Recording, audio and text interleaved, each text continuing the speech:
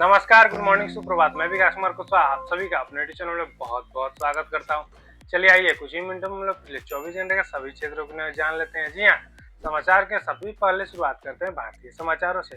पिछले 10 दिनों में चौथी बार भारतीय तेलों के दामों में बढ़ोतरी की गई। पेट्रोल के दामों में औसतन 2.67 रुपए और साथ में डीजल के दामों में 2.71 पैसे प्रति लीटर की बढ़ोतरी की गई। माल ढुलाई महंगी और आम जनता पर महंगाई का असर देखा जा रहा है। नीट पेपर लीक मामला। जी हां, दिल्ली की एक अदालत ने नीट पेपर लीक मामले के आरोपी शुभम खैरनाकर को 6 जून तक न्यायिक हिरासत में भेजा है।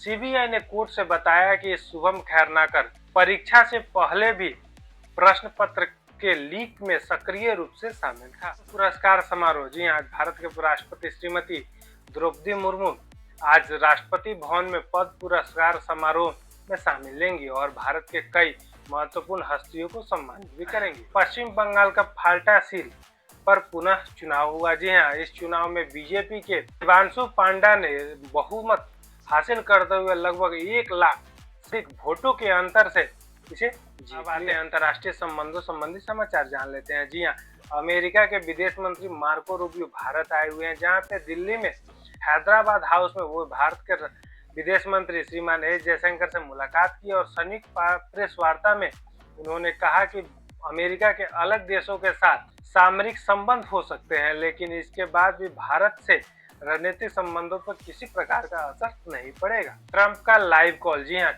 अमेरिका के राष्ट्रपति डोनाल्ड ट्रंप जो विदेश मंत्री भारत में आए हुए मार्को रूबियो से लाइव कॉल किया। साथ में उन्होंने कहा कि मैं भारत के प्रधानमंत्री श्रीमान नरेंद्र मोदी का बहुत ही बड़ा प्रशंसक हूं और साथ ही मैं भारत से बहुत ही ज्यादा प्यार भी करता हूं और साथ ही भारत के लोग जो भी चाहते हैं भारत उसे मिलता भी है। अमेरिका ईरान शांति वार्ता। जी हाँ, अमेरिका और ईरान के बीच चल रहे युद्ध और साथ में स्टेट ऑफ हॉर्मुज के बीच में आवाजाही के अवरोध को लेकर इसे रोकने के लिए यानी इस युद्ध को समाप्त करने के लिए आपस में वार्ता जारी है। साथ में अमेरिका के राष्ट्रपति डोनाल्ड ट्रंप ने कहा कि इस वार्ता के बहुत सारे बातें अभी फाइनल हो चुके हैं। साथ में उन्होंने यह भी कहा कि मैं इस पर हस्ताक्षर करने में किसी प्रकार की जल्दबाजी नहीं करूंगा। कांगो में इबोला का कहर। जी हाँ, WHO के अनुसार कांगो में इबोला का बहुत ही ज्यादा कहर महसूस किया जा रहा है, जिसके बाद भारत के विदेश मंत्रालय ने यह एडवाइजरी जारी की है कि कांगो या दक्षिण सूडान के गैर जरूरी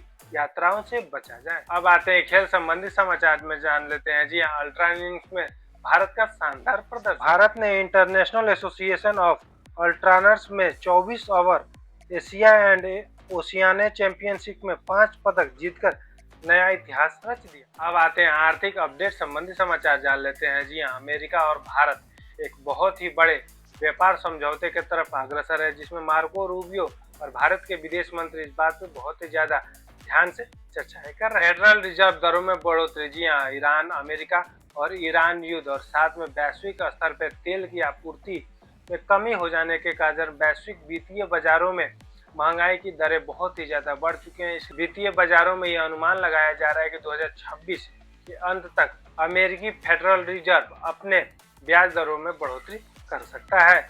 यह रहे पिछले 24 घंटे का सभी क्षेत्रों को महत्वपूर्ण। आपसे मिलते हैं कल नए वीडियो में नए समाचारों के साथ। तब तक अपना ध्यान रखिए। नमस्कार, जय हिंद।